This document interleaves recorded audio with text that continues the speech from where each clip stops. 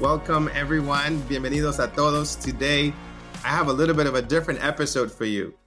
Usually, we're used to hearing about entrepreneurs, people in tech in their journey, and other tech leaders that have achieved their own version of the American dream. And I love sharing those stories because I want to be able to share stories from everyone. But I'm also aware that many of you are in the throes of starting a business, right?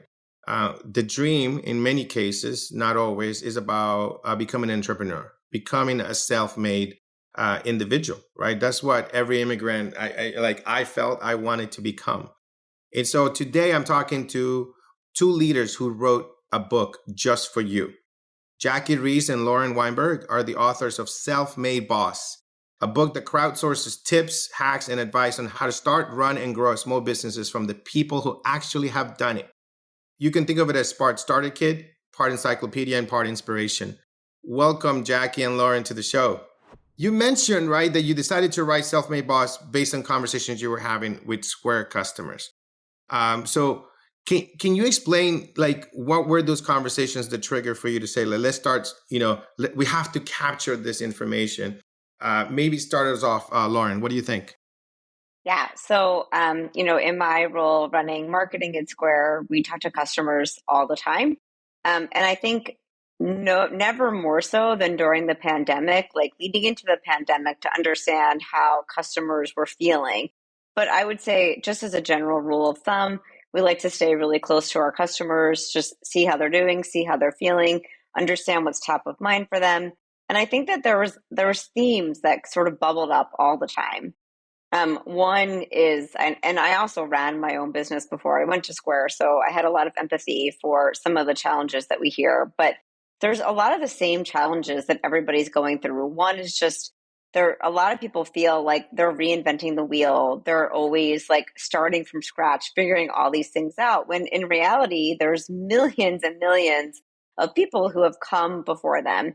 We also heard from a lot of our customers, like they wanted to be connected to other business owners so they could ask these questions, and just like one little question about something that, takes a lot of their time. We know that small business owners literally wear every single hat. So people start their business because they're passionate about something, or maybe it's something that they inherit in their family. And then, let's just say, for example, that you start a bakery because you love to bake, but all of a sudden you're now like the master chef. You're also the CFO. You're also like the head of hiring. You need to deal with legal and tax. And it's just a lot that business owners everywhere have to contend with. And so I would say, just based on the fact that it feels really lonely to be a business owner, and the fact that everybody feels like they're starting from scratch and sort of just kind of going through these things by themselves. Jackie and I thought, well, there's so many people out there that have come before the current kind of slate of entrepreneurs and business owners, and they've all learned incredible things, and they are full of wisdom and insight, and they've done things a lot of different ways. And I think one of the things that I love the most about small business owners is that they're just so gritty. They're putting together hacks, and they're just constantly coming up with ways to solve problems. And we thought, wouldn't it be great if we could just package just even like some of those wisdom and insights up and share them with other business owners, but do it from the perspective and the voice of entrepreneurs. So it's not coming from Jackie or from me or from somebody in academia. It's really just coming straight from the mouth of people who are, on the ground living these experiences every day. I had this amazing experience. So I was in Cleveland, Ohio on a tour of the country. I stopped at Cleveland. I met with a woman who owned a cupcake store, and a husband and wife who were older who ran a hot dog stand. And we had this small business forum, and there were a bunch of politicians in the room, economic development, and then these entrepreneurs. And I remember the hot dog stand guy, who was probably 65 years old, saying, I had this fluke. One of my kids made me do an Instagram post, and people came in at the lunch counter and found it funny. And I couldn't believe that people saw my Instagram post. And he said, then I started to do more of them and I'd get more of a following. Then I realized people were coming in and following changes in our menu and, they'd laugh. And then I realized I was driving lunch traffic. So here you have this person who is the least likely Instagram influencer, runs a hot dog stand, talking and explaining to these other entrepreneurs how to do social media marketing. And there were two observations from that. One is these small business owners are incredibly insightful and they have wisdom to share. It just might not get packaged up in the same format that a Fortune 500 company CEO goes on to CNBC and expresses their profound wisdom that they learned at Harvard Business School or Wharton. But I'm telling you, this wisdom is equally genius. And then secondly, they really need to hear it from each other because it's hard to get pragmatic tips from good sources. And so listening to other entrepreneurs is super powerful. I'm sure your podcast audience understands that because they can learn something from everyone they listen to. So I think those observations made the book kind of come to life in a way that felt very real for the people in it and the people who are reading it right now. Yeah, absolutely. No, I can relate to it in so many ways. I was doing a podcast with the SoftBank portfolio companies. And so this is SoftBank, right? And they were looking for advice on how to launch into a new market and whether a podcast was still a thing or whether, something. They were talking about logistics. And I asked them like, so I find out that truck drivers are part of their audience. Like that would help their business, right? And I said to them, that sounds like a fantastic audience. Like they're like, they're locked in the truck, to listen to podcasts. You can do it 3 hours and you can crowdsource from them and just go out and meet them, where they are, where they eat, where they sleep, what do they need, what are the issues, what are their challenges? Because no one is creating, content for them and they would totally love it. So just like the hot dog stand, and yet these are startup people with millions of dollars in funding and could use the advice from this guy with the hot dog stand because he created an audience, he grew it, and he helped his business, right? It's interesting. So the book is organized by chapter. One of the chapters we have is on operations and logistics. We have 4 small business owners in there: Peter Stein, Jonathan Shabika, who runs an olive oil company, Latanya Coakley, Lisa O'Kelly, and Elon Peso. They all run different kinds of businesses. One is a an ice cream stand in New York. One is a gel company out of Hawaii. One's a restaurateur. One's an oyster farmer.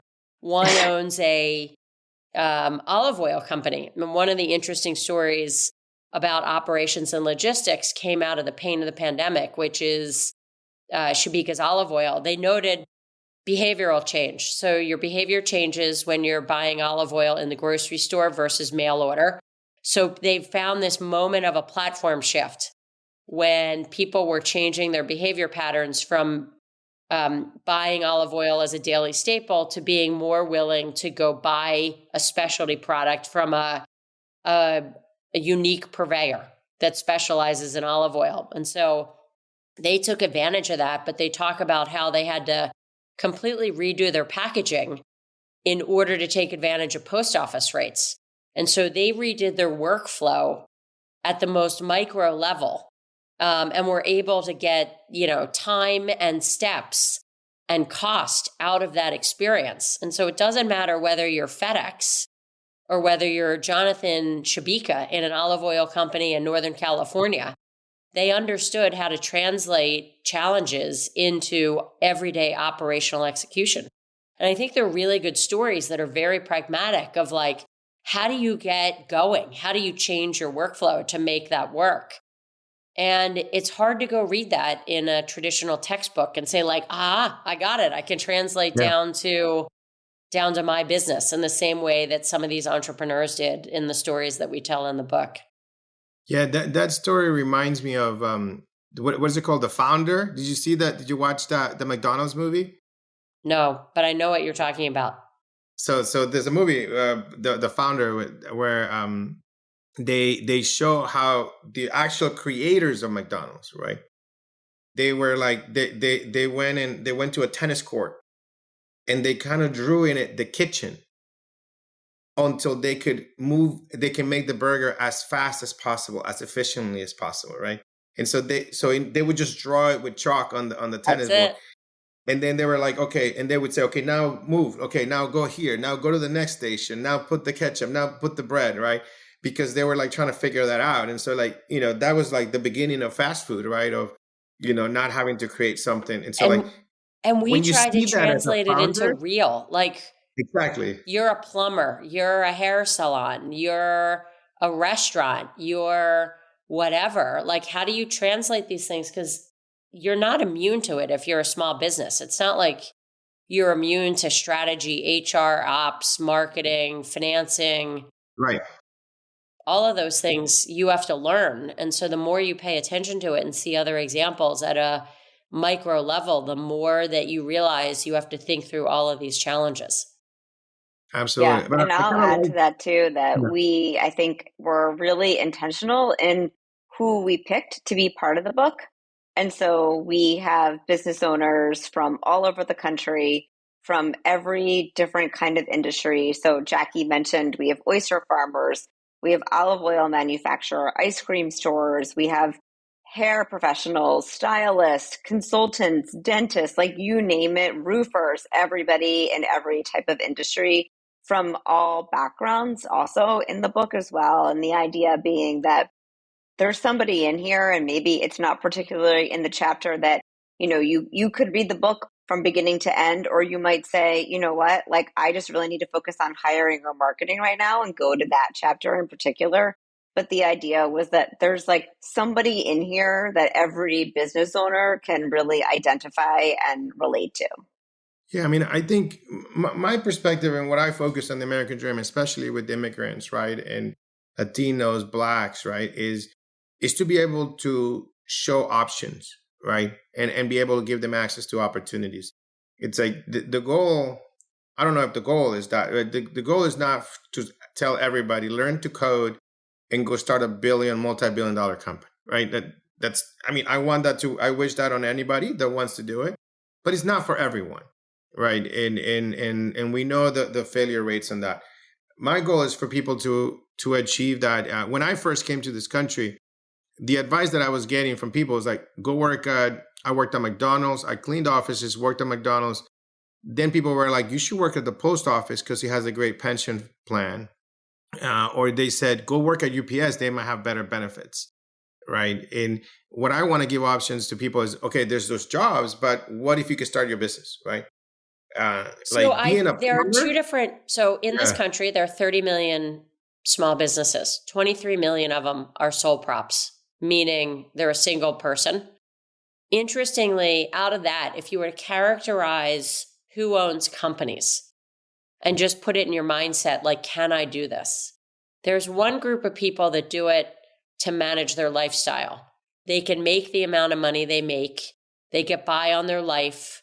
They're very happy. They are managing their lifestyle so they have control of their life, but they have enough money to get by.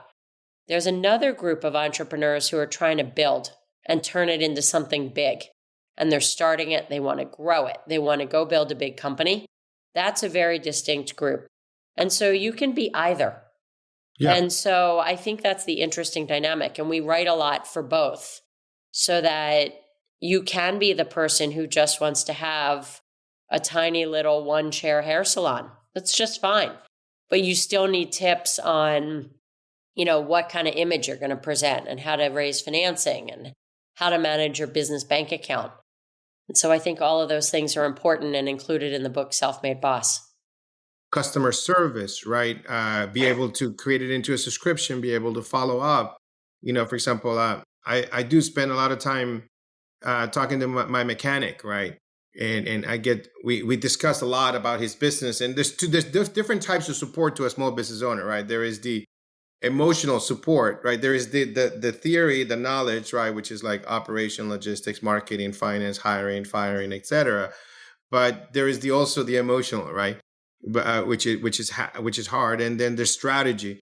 And so like, when I go pick up my car and like we get to spend, and because he knows I'm in business, he usually starts picking my brain and we get to talk about it. And sometimes I'm giving him the idea to turn his business into a subscription business. Like just basically ask all his top, customers to just pay up front for the year. And then you have that budget to fix the the car. issue I always found I raised with the people who entered my kind of home orbit was, why don't you take credit cards? And they'll all say, I don't want to pay the few percent. And I'd say like, but do you know how hard it is to go chase me down? I'm a good customer, but I'm away. I ran out of checks. I didn't have time to do this. And thankfully, companies have moved well into that orbit. Lauren should probably talk about that. But I'm amazed that that's one of those issues where more small businesses don't truly appreciate the value of cash flow. Yeah. I mean, Lauren, tell me about this. For example, one of the things that I saw hurting a lot of the Latino, there's East Boston here, a huge Latino community. And they were very cash focused, cash business, right? And they couldn't even apply for PPP during the pandemic. They did not know go to online. So I did a couple of webinars for them where we talked about different technologies they could use. Can you tell me more about like great advice on that aspect of like why switch to digital, to currency? Yeah. Well, I mean, first of all, I think that there's definitely like this, as Jackie mentioned, this perception of I don't want to pay the fee. And I think what businesses don't account for is lost business and also just the value of their time. Chasing people down for money, I think is just not a good use of time. And so one of the things I think that, that I'm a big proponent of is all business owners should embrace technology. I think if you think about what's happening right now, like for example, when we talk about people coming into your home, I moved during the pandemic, like a lot of other people. I saw this chair online. I had to call the company. Turns out that the guy who was making the chair was a Square customer. And then he said, okay, hold on, let me go get my Square reader. And I said, why don't you just use invoices? You could send me an email invoice. And he said, really? Like, tell me more about this. And so I sent him a tutorial video and I said, I'll be your like guinea pig customer. But then this just saves you so much time. People can place an order online. The previous way that they were getting paid is you had to call them. And I think a lot of people don't want to call anybody. They don't want to talk to anybody. They just want everything to be seamless. And so I would say like my big piece of advice is that businesses should really embrace these solutions. Like the good news is that there's a lot of companies, Square included, but so many companies that have realized, to Jackie's point, that there's 30 million small businesses in the United States alone and more every year. More people are starting businesses now than ever before. There's a huge opportunity within the Latinx community, so many different communities. And I think if these business owners think about embracing technology from the beginning, if you think about the things that are really plaguing businesses today, it's access to capital. And it's much easier to get a loan when you have sort of this history of transactions that you can show. The second thing is staffing and hiring. And so there's a lot of ways that technology can help you automate. You can automate your payroll. You can automate your invoicing. You can automate your marketing, your follow-up messaging. And all of these things are things that you then no longer need to hire somebody to do. And so I would say that I think more businesses need to think about, like we like to call it at Square, like the total cost of ownership. And I think the thing that probably most business owners do is they underestimate the value of their time. Yeah. And absolutely. the time that they spent on all of these little tasks that they could actually automate. And I think there's just a little bit of resistance and fear of giving up that control and letting technology do this part for you. But I would say, like, I highly encourage everybody to, a lot of these solutions are also free, by the way. Try it, see how it goes. I think if you run a restaurant and you're struggling with staffing, like almost every restaurant is today, bring in QR codes, then, that allow people to order directly from a QR code. If you're short on wait staff, this could really literally make the difference between seating at 50% capacity or 100% capacity. Yeah, absolutely. I just went yesterday to this place called Taqueria Jalisco. Maria is the owner. Love her to death, right? And she's streamlined the process, right? Before they wouldn't come to the table. Thank God now she's open, right? So we can actually sit, very small place. But now you come in and she could, you can take orders online. She had some menus there, but it's streamlined. Like she goes, the menus are right there. You go to the register, you order, and I'll just bring it to you, right? They completely changed from that too many steps process that there was before. Everything is served to go. It's streamlined. And she goes, thank God, I'm really happy. I go, how's business? How's everything? And she's like, thank God, no complaints from me. Everything's growing. The only ones complaining are the people in the kitchen cooking, she goes. That's what she said. I agree. Technology is a big enabler. I'll tell you, as a technologist, creating a good user experience for everyone to use is really difficult. And so that's why I think they lose some of the hope. Tell me a little bit about, back to, I think you said part inspiration, right? I think it's important to, what are the carrots out there? There's two parts to starting a business. One is failure rates are really high. I want to talk a little bit about that. But what should people be expecting to go towards so they know when they reach success as a sole proprietorship, for example? So when do people reach success? What does success look like, right? I think it gets to that comment I made earlier. Like there are two archetypes for business owners. One is the person who's completely fine managing their life. That could be, a person who's a tailor that's retired, that earns that extra $50,000 a year, as a tailor. It could be a restaurant owner who makes $1 million a year in the restaurant. And I think it really depends on your own goals and your own needs. Mm-hmm. And so I don't think there's any one dynamic that illustrates success for anybody. I think owning a business is an incredible journey, and you are putting yourself out there, and you'll have stress associated with managing your life and managing your finances in a way that having a standard W-2 job might not create. And so people do it for their passion and their freedom. And so it really depends on how you prioritize your own goals as to what it looks like. I think that's the benefit. And I think that's what's going on now with the Great Resignation. People are saying, I know how to do this thing. I'm tired of working for someone. I want to own my own thing. And I'm willing to kind of put the time and effort in order to make that happen. And I think we're seeing people devote their own mental energy to their own passion. It's awesome. Absolutely awesome. Absolutely. I'll share two things. I love your advice or your tips on this, but I don't know if you're aware of this, but at least in Massachusetts, I'm involved with the community here. There's a study that been recently. I think this study might be nationwide, but Latinos are one of the fastest growing segment in the sole proprietorship, in the entrepreneurial aspect. And so when they do the surveys, they're finding that they're the fastest growing number of entrepreneurs, and it's not peculiar to like a specific industry either. It's like they see that across all segments. And so that's exciting. However, the stat against it is that, at least in Massachusetts, the average small business revenue for the whole state is about $800,000 a year. But when you go to Latinos, it's about $100,000 a year total revenue for the year. So that's the issue that we're dealing with, right? Well, it sounds like a lot of sole props. No, I'm saying, but sole props. No, in the SMB though, I'm saying a sole prop that is not Latino, it's 800,000, and a sole prop that is Latino average is 100,000. Wow, didn't know that stat.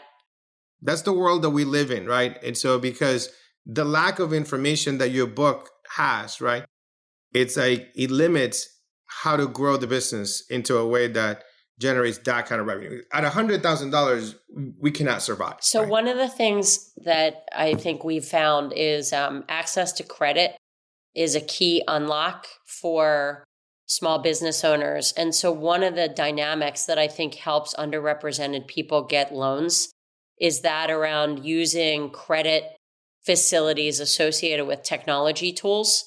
So it could be American Express owns a small business lending company. Square owns a small business lending company. Intuit. There are all these companies that now have credit associated with your account. And so once you start running point of sale, like Toast in the restaurant business, for example, Stripe has it. Once you start running your business on these platforms, you're able to start getting credit. And I find there are two dynamics. One is if you have a business that does $100,000 like you're describing, your loans are usually too small to get at a traditional bank. It's probably going to be a $3,000 loan. Realistically, $4,000, you can't get a loan like that at a traditional bank, but you could probably get it on Toast or Shopify or Square once you're processing $100,000. So there are some really interesting dynamics there associated with affiliating and using technology tools that can help small business owners unlock access to credit. And the good thing is it uses data. You don't have to know anyone at the local community bank. It's completely algorithmic. And I think that benefits underrepresented people who might feel like they're not connected to that community of financing. So I see it as a huge opportunity for underrepresented small business owners to kind of gain access to the type of credit they need to grow their business. That's a fantastic tip, right? Because whenever you ask a small business owner or a business owner in general, what's one of the most important things you need to grow, and it's capital, right? We have a whole chapter in the book on it, and the chapter is called "How to Manage Your Money, Get Loans, and Get Paid." On finances. And so that's kind of the ethos of the book is like, okay, here's how you get a loan. Here's what you should do. And it's super pragmatic. It is not like, save X for reams of paper for a year. It's like, go to your online platforms. You also could go to a traditional bank. Here's how you do it. Very, very pragmatic. Yeah. And I would add also that right now, what's interesting is that, and I think coming out of the pandemic, right, people really want to see their communities succeed. And I think maybe before the pandemic, you took that for granted a little bit because there was a lot of businesses in your community and they were just there and they were doing okay. And then the world shut down and everybody started to think about like, what would my community be like without your favorite taqueria or whatever it is that you really love about your community. And so I would say businesses should also just embrace this idea of community, come together within your community. And I think this is something that you could see even like some of the Latinx businesses doing as well, which is working with each other, spreading the word. I think the appetite is there and people do want to support businesses in their community. And so I think capital is one of the biggest challenges for businesses. Hiring is challenging. The other thing is marketing and spreading the word and thinking about where to spend your time and your energy and how do you really create that. Like the best way to get your business up and going is through an organic flywheel where you don't have to pay a lot of money. And so, these business owners should be thinking about every single touch point that they have with the customer, whether that's the sticker on their window, their customers and support, or however they're interacting with people as a brand experience. And if you wow people with that experience, they're going to be much more likely to talk about it. And then business owners can take that and then just kind of like grease the wheels a little bit and give their business owners like fun tools and ways that they can support them to help spread the word and help them really grow their businesses, because the appetite is there, right? People do want to support their local businesses. And even within like underrepresented communities, I think that is probably even a stronger sense of really wanting to see those businesses thrive. And so I think that people don't like to ask other people to spread the word or to help them. And I would say like they should ask for that, because I think at the end of the day, a lot of times people do want to spread the word and pay it forward and they just don't know how. And so make it really easy. And I think you'll see those results really pay off. Look, you know what? Lauren has incredible insight on how small businesses do marketing calendars. We should talk about that because it's a really cool topic. I've been super impressed to learn it from her, and I think it would be really helpful to the audience. Please tell us, Lauren, about the calendars, because people people think marketing is hard, and it is in some ways, but it's a matter of putting in the work. It's like, and people just expect that it's like you do one video and it's just viral, right? But tell us about this calendar, because it sounds like discipline. Yeah, I think it's discipline and it's patience. So I think the thing about marketing is it is a lot of work. And I think the thing that trips most businesses up is knowing where to start. So I always get asked the question, like, should I be on every social platform? And the answer is no, you probably shouldn't, because that's a lot to manage. And you can't create one piece of content that works across all of them. You really need to be thinking about what you're creating in a way that's going to be really like natural and authentic to what people are seeing on that platform, or they're just going to skip over it. And so I think a couple things. One is know where your audience is and really invest the time in like one or two platforms and not all of them. I think trying to do all of them is just sort of like a recipe for disaster, because I don't think you can do them all well. And you could realistically take up your every hour in the week if you try to do that. I think so know where your audience is. And some of this is a little bit dependent on the type of business that you own, right? Correct. Obviously, like Instagram is a very visual platform. It's also a very shoppable platform.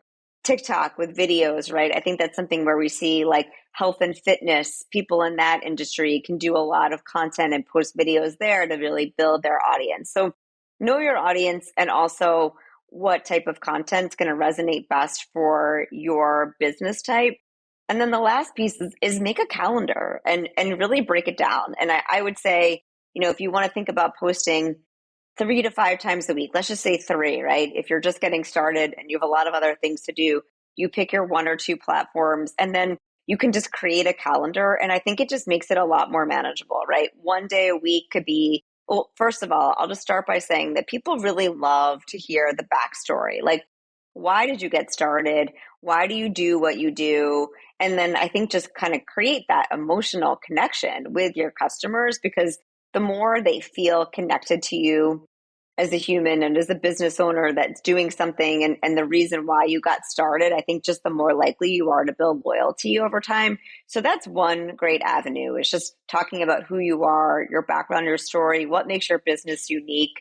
You can also showcase your employees. I think when we think about like diversity, if you have a diverse employee base, then you should be talking about those employees and letting them share their stories. That will just create, I think, more interest and more people that see you kind of showing up in that way and that also want to be a part of that.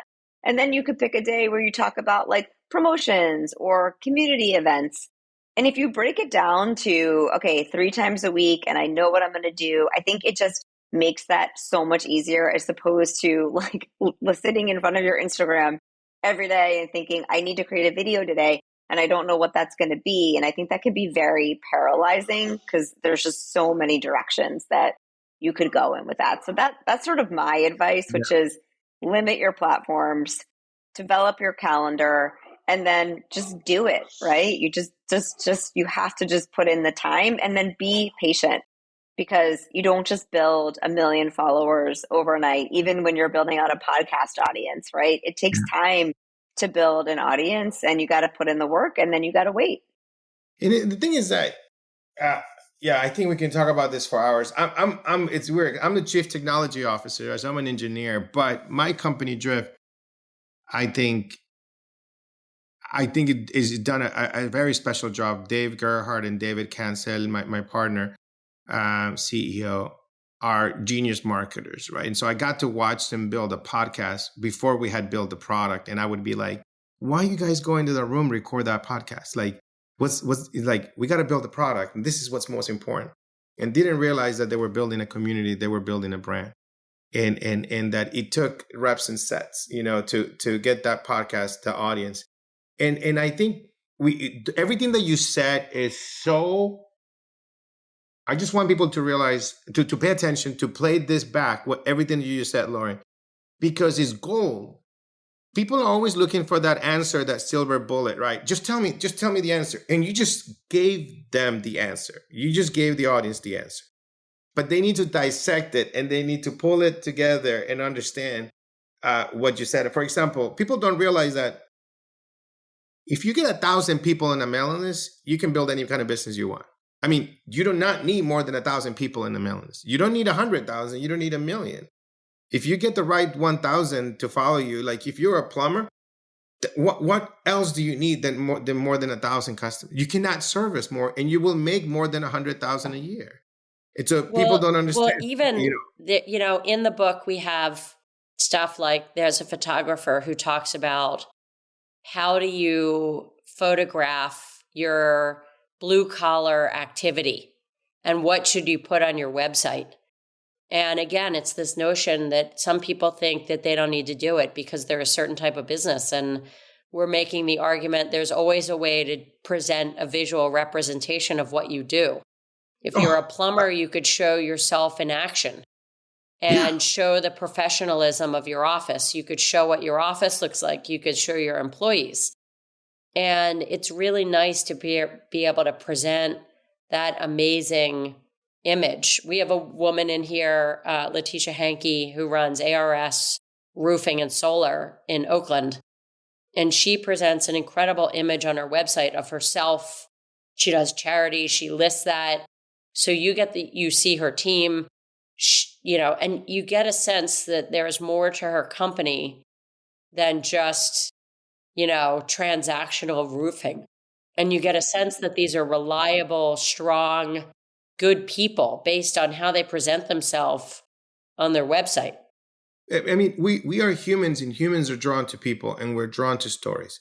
That's the bottom line. And so back to Lauren's words, right? That when people say like, what should I post about? You don't need to invent anything new.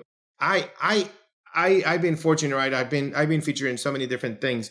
And I'm like, what is it that everybody always asks me? They want to hear my story. Everybody that reaches on LinkedIn, they want to hear my story. And I'm like, I don't want to tell my story again, but then I say it again and people want to hear it. And so like every business owner has a story. You just gave another hack.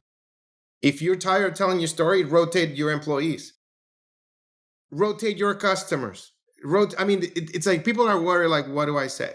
You just said there's infinite things to talk about right in front of you, and yet people think it's hard. It's like, no, just make a calendar. I'm going to talk about it on the first week. I'll be the story. Then the second other stories will be employees. Then it'll bring just a customer after I service them. Can we just do a quick recording? What we did, what we solved, what was your problem? Who are you? And people will want to hear the story of the customer. And that is infinite number of stories. So it's like, it's just that simple, right? You just said another big thing there that people might not know. You do not have to talk about the business. You do not have to talk about the product or the price. Just be yourself, and people will connect with you. Then they'll ask, what do you do? What do you sell, right? It cannot be like in your face, buy this, buy this, buy this, right? Yeah. I mean, there's a time and a place for all of those messages, but I think that kind of very transactional messaging, it does come into play, right? I think at the end of the day, right, people need to understand what you're offering, what are your products and services. And, people are price conscious, so you need to include that information. But that's not how you build a brand, and that's not the place and how people really connect with you. And so those things matter. And I think especially now, probably more than ever, people are price sensitive and conscious, and we need to be aware of that. But that's not the thing, right? At the end of the day, it's like they want to feel that connection to you as a business owner and to your employees and what you're doing that's different. And it could even just be like, if you own a restaurant or a food company, like, how do you source your food? Where does it come from? That's really important to a lot of people too, right? They want to know if you're supporting local farmers in their community. So there's so many places to go. And I think to Jackie's point, like what we tried to do in the book is not just in marketing and not just in operations, but across all of these things, because that's the big thing, right? Which is if you own a business, you are without a doubt wearing at least 10 hats a day, right? Not a day goes by where you're not wearing all of those hats. And we're just breaking it down into step-by-step practical guide. Just here's something that you can do today. The other thing is at the end of every chapter, after we've kind of talked about, and this book is stories, by the way, it's stories of business owners. Every chapter starts with a story about one particular business owner to sort of lead into it. And at the end of every chapter, we just give you like 5 or 6 questions that you can think about. So you can take what you've heard from somebody else who's in business and then think about how does it apply to your business in a way that makes it really practical. And I think ultimately, like Jackie and my goal is that for every person that reads this, if this helps them just do one thing better in their business, and that one thing increases their chances of being successful, like we will feel like we have won, to be honest. Like that is the goal of this book. Is we've both run businesses. We've talked to thousands of business owners. We know how hard it is. And there's just so much in here that can be really useful and helpful and breaks down these really overwhelming topics like marketing and how to secure a loan into just very practical tips, and something that like you will read this and you will come away and think, okay, I know how to do 2 or 3 things differently in my business today that will help me in the future. Thank you so much. I think that it is a worthy mission, and I think you will be successful because there is a thirst for this kind of information, right? Especially in the communities that I participate on, right? Well, we highly recommend this to the audience. Go get this book. I'm sure it's Amazon everywhere, right? Self-Made Boss. Self-Made Boss. Yeah, go get it and get those tips. But most important, like I said before, and I said it on Twitter the other day, if you want to start a business, just start the business, right? That's where it all begins, and then go get the book. Don't think about it. Start the business, and then you'll have all the tips you need in this book. Thank you, Jackie. Thank you, Lauren. Thank you. Been a pleasure. Thank you so much for having us. Thanks for listening to the American Dream Podcast. Make sure to hit subscribe so you never miss when a new episode drops. If you like this episode, please leave a 6-star review wherever you listen to your podcast. And if you're interested in learning more about my American Dream mission, subscribe to my newsletter, link in the show notes.